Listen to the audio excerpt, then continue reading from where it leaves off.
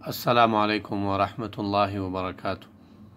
چاشت کی نماز کی شریعت مطہرہ میں بہت فضیلت ہے، اور اسی سلسلے میں یہ حدیث ہے کہ رسول اللہ صلی اللہ علیہ وسلم نے ارشاد فرمایا ہے کہ جب انسان صبح کرتا ہے، رات گزار کے صبح میں داخل ہوتا ہے، تو اس کے بدن کے ہر پارٹ اور ہر حصے پر صدقہ ہے، اسے یہ صدقہ اتارنا ہے، یہ صدقہ اسے دینا چاہیے۔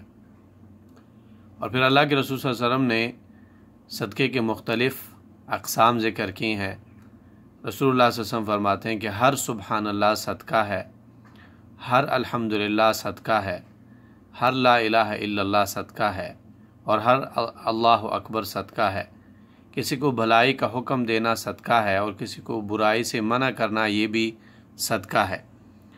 اور اگر آپ یہ سارے صدقے یعنی کہ 360 صدقے آپ کو جو ہے ایک دن میں ادا کرنے ہیں، اگر آپ یہ 360 صدقے ایک ساتھ ادا کرنا چاہتے ہیں، وَيُجْزِئُ مِن ذَلِكَ رَكْعَتَانِ يَرْكَعُهُمَا مِنَ الضُّحَىٰ، ان سب سے آپ کے لیے کافی ہو جائیں گے 2 رکعتیں جو کہ آپ کریں گے چاشت کے وقت میں۔ صحیح مسلم میں یہ حدیث ہے، یعنی کہ اگر آپ یہ 360 صدقے ایک ساتھ ادا کرنا چاہتے ہیں تو آپ کو چاشت کے وقت میں 2 رکعت نفل نماز ادا کرنی ہوگی۔